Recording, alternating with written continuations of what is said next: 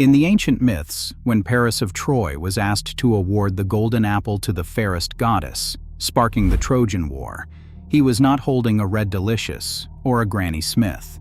He was holding something far more potent, a fruit that represented love, fertility, and danger. For 4,000 years, this was the undisputed king of the Mediterranean orchard. In Rome, it was central to the wedding ritual. Brides would nibble this fruit before entering the bridal chamber to ensure perfumed lips and a happy marriage. It was the smell of luxury, the centerpiece of royal banquets, and the secret behind the most famous preserves in history.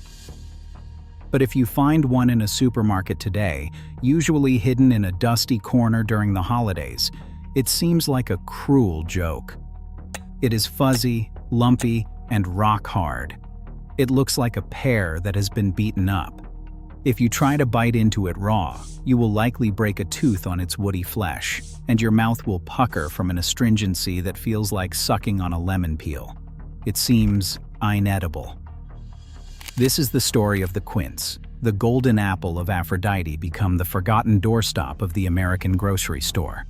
Welcome to Ancestral Yields. If you want to reclaim the flavors our ancestors loved, smash that like button and subscribe. Let's get growing.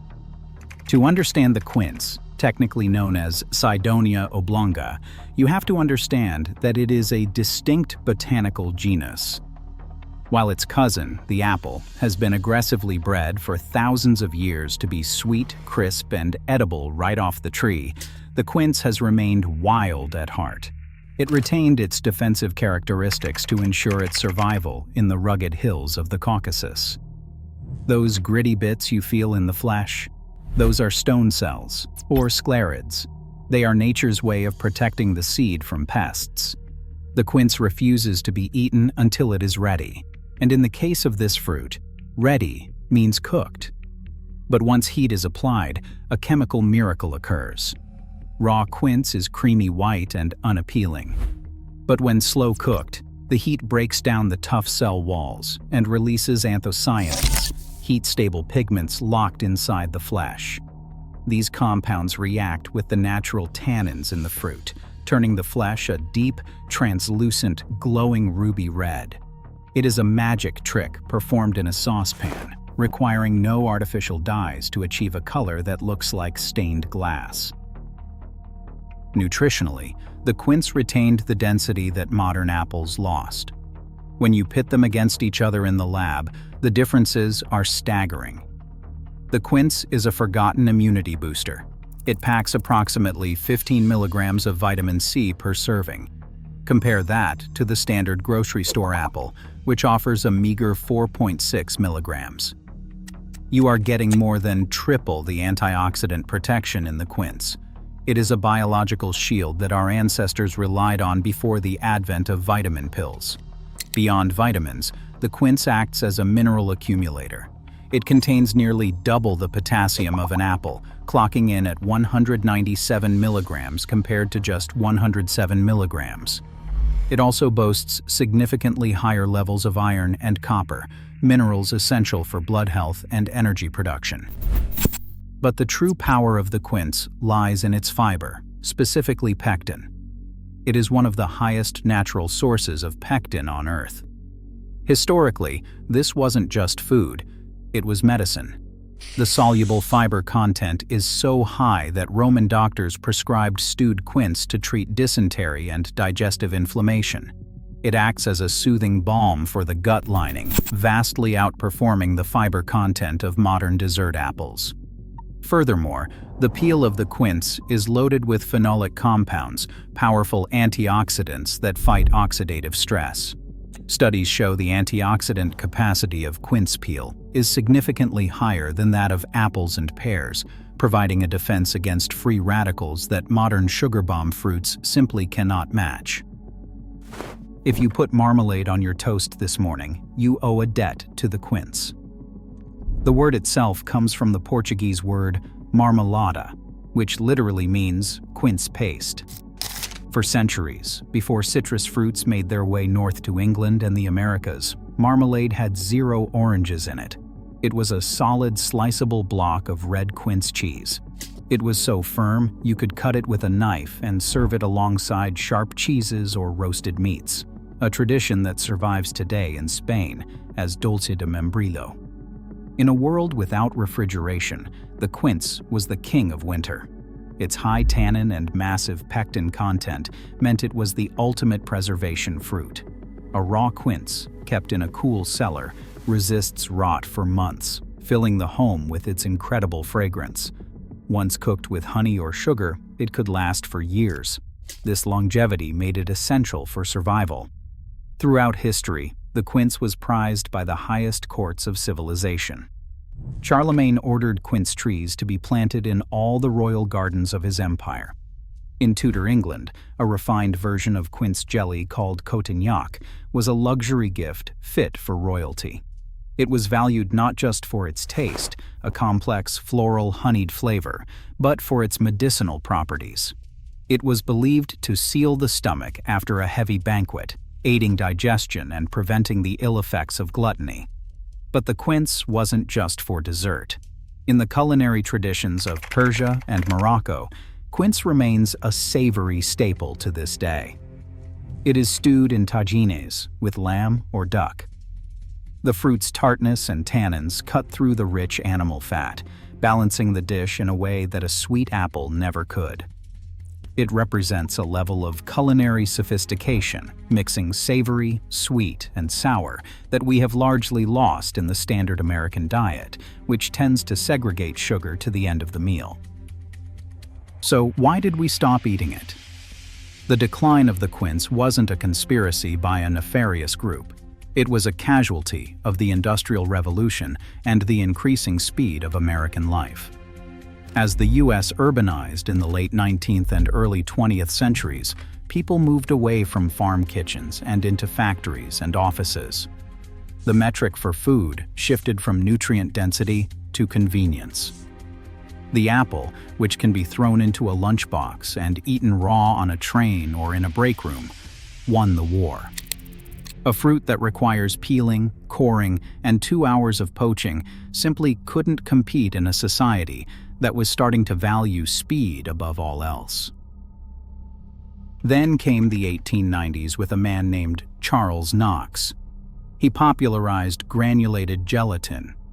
Before this invention, if a housewife wanted to make jam or jelly set, she needed high pectin fruits like quince or crab apples to make it happen. Quince was the utility player of the pantry, essential for the structural integrity of other preserves. But once you could buy a packet of gelatin or powdered pectin at the general store, the quince lost its job.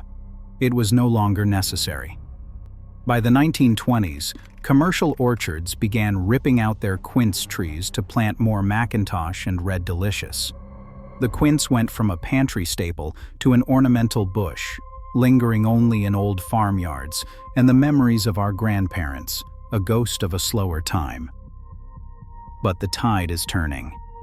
The slow food movement and a new generation of homesteaders are realizing that we threw out the baby with the bathwater. We are remembering that good things take time. If you want to bring this ancient flavor back to your home, here is how you do it. First, a note on safety and identification. Before you run out to forage, you need to know the difference between the fruit of the orchard and the bush in the parking lot. There is a common ornamental bush in American suburbs called flowering quince, or chenomales. It has thorns, bright red or orange flowers, and produces small, hard fruits. These are not poisonous, but they are incredibly tart, hard, and lack the culinary quality of the true tree quince. You can use them for high pectin jelly in a pinch, but for the true golden apple experience, you want the tree form, Cydonia oblonga. As always, avoid foraging near roadsides or manicured corporate lawns, as these are often sprayed with heavy herbicides. The good news is that the true quince tree is incredibly easy to grow in the United States. It thrives in USDA zones 5 through 9. It is self-fertile, meaning you only need one, though it produces more fruit with a friend. It naturally stays smaller than most apple trees, making it perfect for backyard growers with limited space. You won't find these trees at Home Depot. You need to look for reputable nurseries that specialize in edible biodiversity, such as One Green World, Raintree Nursery, or Stark Bros. Look for varieties like Aromatnaya, which is unique because it becomes sweet enough to eat raw if grown in hot summers, or Pineapple, which is prized for its intense tropical flavor. The quince has a secret weapon that makes it ideal for difficult land. It thrives in heavy, wet clay soils that would kill an apple tree. If you have a soggy spot in your yard where other fruit trees have rotted and failed, plant a quince. It will turn that mud into marmalade. Furthermore, because the fruit is so hard and fuzzy, it is naturally resistant to many of the worms and pests that decimate apples. It is a lower input tree for the organic gardener, and even deer tend to find the fuzzy leaves less appetizing than the tender greens of an apple tree. Unlike some heirloom fruit trees that make you wait a decade for a return on your investment, the quince is eager. You can expect your first harvest in just 3 to 5 years. And this isn't a short-term relationship. These trees are generational. While modern dwarf apple trees often burn out after 15 or 20 years, a healthy quince tree can easily live and produce for 50 years or more, often outlasting the gardener who planted it. When you harvest them in late fall, they are the last fruit of the year. Don't eat them yet.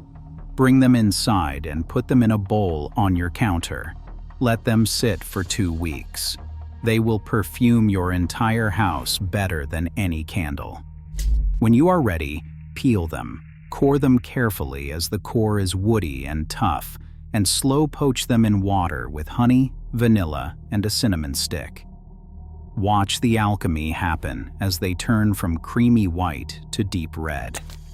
Serve them over oatmeal, yogurt, or alongside a pork chop. The story of the quince is a lesson in patience. In a world of instant gratification, fast food, and 24-hour delivery, the quince demands that you slow down. But the reward is a flavor that cannot be faked. It is a floral, honeyed, ruby red experience that connects you directly to the wedding feasts of ancient Rome and the winter pantries of the pioneers. It is a flavor that commercial agriculture deemed too much work, but that we know is worth every minute. If you have a corner of your yard, plant a tree that smells like history. Don't settle for the fast food of the orchard. Plant the golden apple.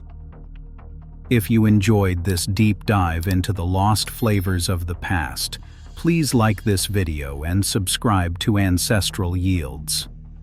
We have so many more forgotten crops to uncover, and we want you to be part of the harvest.